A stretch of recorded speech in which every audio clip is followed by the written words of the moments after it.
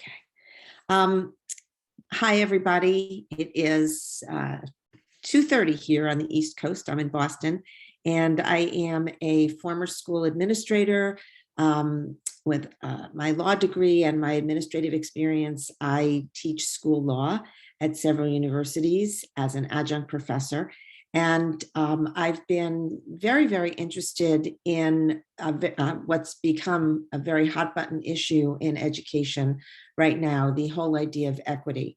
From a number of perspectives. I approach my study from a legal perspective because that's my background, but I also believe that equity in education is all about learning about people and their individual stories in order to be able to achieve something really wonderful to provide an incredible experience for our students.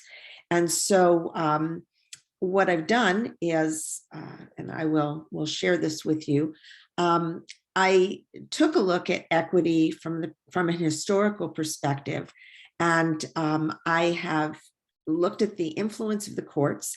The red cases that you see on my slide actually are the courts cases that went to the Supreme Court. But issues pertaining to equity in education are by no means new. We have an issue going back to 1849, a case Roberts versus City of Boston, where there was a kindergarten student who had to walk 2 miles to school because that was where the school was for Black students, as opposed to the school right down the street from her home that was identified for students who were white. There was, of course, Plessy versus Ferguson in 1896, which was not at all about schools, but had an awful lot to do with schools going forward. The case where there was a Louisiana separate train car law where Homer Plessy, who was a Black man, sat in a car that was designated for white passengers. And this was a test case to challenge that law of separate but equal facilities. That case actually lost at the Supreme Court, but that doesn't mean the issue went away. Plessy versus Ferguson opened the door for Jim Crow. A lot of the laws in different states, particularly across the South, but in many places in the country, that limited the access of people of color to just normal places that were reserved in many cases for people who were white, according to the law. Schools fit into that. But before the very, very famous Brown versus Board of Education case in 1954, there were other efforts to attempt to bring equity to schools. Going back to 1885, even before the Plessy case, we have the case of Tate versus Hurley, where immigrants were being restricted from access to public education. In 1899, you had a school funding situation where in Cumming versus Richmond County Board of Ed, you had people of color who were paying taxes who were told that their children were now going to be denied the school that was established for children of color because there wasn't enough money in the system to keep both a school open for white students and a school open for students of color. So they closed the school for students of color, even though the students' parents were paying taxes. Related to this, going into 1927, we had Gangnam versus Rice, where you had a student of Chinese ancestry, but who was born into the United States, denied admission to a high school exclusively for white students, to which her father paid taxes as a resident. Roberto Alvarez versus the Board of Trustees of the Lemon Grove School District was an interesting case because in 1931, this was actually the first successful desegregation case in the United States. It's not something that's often talked about. Maybe this is because it wasn't a Supreme Court case, but this was a particularly important case because it was a successful case at desegregating a school. Mendez versus Westminster in 1946 was a case that actually brought together a lot of regional, racial, and ethnic groups that supported efforts to overcome systemic prejudice. And it resulted actually in a bill called the Anderson Bill in California, which effectively ended school segregation in the state. And the governor who was in California at the time was none other than Earl Warren, who later wrote the court's opinion in Brown versus Board of Education, which was also known as Brown 1, the first Brown case, where it was said that separate but equal is inherently unequal. And this was especially true in education. So we then have Brown 2, because Brown 1 was not really successful in getting schools to desegregate. In fact, the desegregation efforts continued and continue to continue all the way to the present day. The last legislation regarding desegregation probably was in 2007, with the Parents Involved versus Community Schools, which was, just like Brown, a Supreme Court case that joined a lot of different cases, smaller cases from other courts, and made the determination that schools needed to be desegregated by any one of a variety of means that the courts ruled were permissible for doing so. But there were other ways to deal with equity in terms of preventing equity from happening. One of them, a very important one, was in terms of the funding of schools. And in that case, 1973, the most famous is San Antonio versus Rodriguez, which basically said that states could legitimately fund school districts unevenly, so that if you were a wealthy school district, you would have more resources for your students. And if you were a poorer school district, then it was perfectly fine for resources not to be as available to the students. Another very famous case that followed this was Milliken versus Bradley, that was in Detroit, actually talking about establishing a unitary non-racial school system. It established a system where effectively, when there was the Great Migration of Blacks north and west after the Civil War, and from about 1907 to the 1970s, there was a lot of settlement in big cities like Detroit, where all of a sudden their population of people of color just grew exponentially. And the people who were living in Detroit at the time, who did not want to stay in a system where there was going to be integration with other students of color and white students, left the city and took the money with them.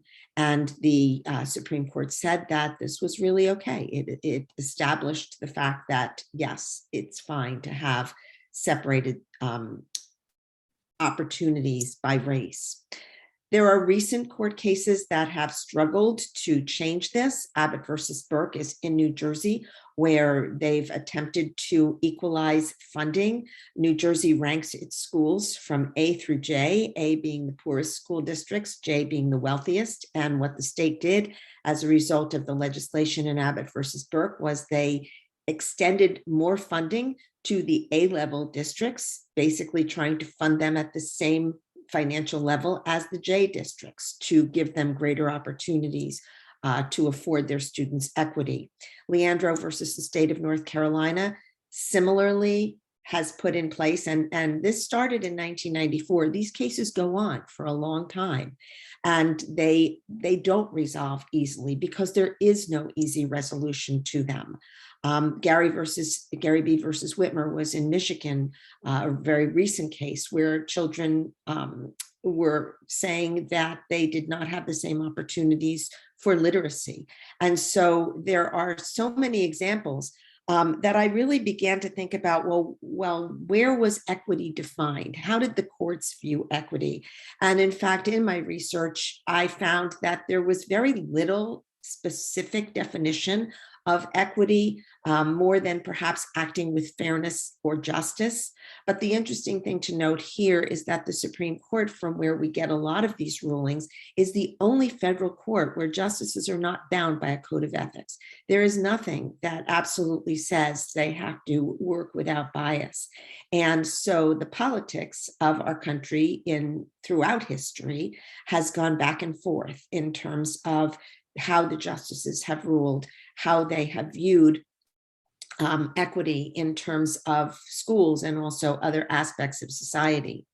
And so one of the things that I've been wondering is whether or not, in fact, our call for equity is an admission that it's not possible to achieve equality in our schools.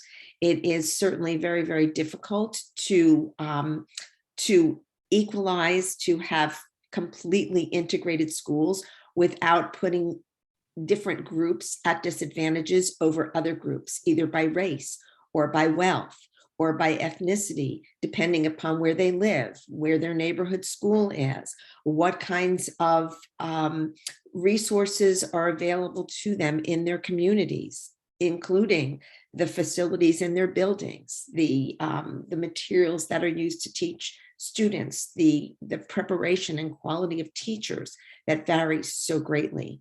And so what I'm in the process of doing right now is reaching out actually to people who are in the systems, in public school systems, including charter schools, people who might be administrators, teachers, support staff, paraprofessionals. And one of the things that I'm asking them is, and I'm going to, I'm sorry, go back to this slide for a minute, but one of the things that I'm asking them is how they view equity. What do they view equity as meaning in education? How do they view equality? And my goal is to help them by compiling this information and by writing this book that I'm writing and talking about equity from these different legal perspectives, helping people to understand that, yes, we need to follow the law, but there are also many, many things that people can do who are currently working with students as administrators, as teachers, paras, educators in every sense of the word. And so there are challenges for sure. One of the big challenges is defining a mutual understanding as to what equity means. Another challenge is to developing or sharing empathy. And that's certainly, as one of the sessions I was able to listen to in our first session pointed out, much more difficult during the COVID years where we've been on virtual learning or hybrid learning, where it's been so difficult to affect these personal relationships. Another challenge is bias. And of course, that's something that everyone possesses in some way. There are so many different forms of bias, just like there are so many different ways to consider equity beyond simply race and wealth. A courage to move beyond the past is really important. Finances that I referred to in the two cases and the established neighborhoods. And I'm conscious of time because I'm running short, but I did want to share with you this slide, and you do have access to these slides to take away. If you know of any public school educators that you think might like to contribute, essentially what my survey asks is for them to talk about how they define equity and equality and what they do, what kinds of things they do in different areas.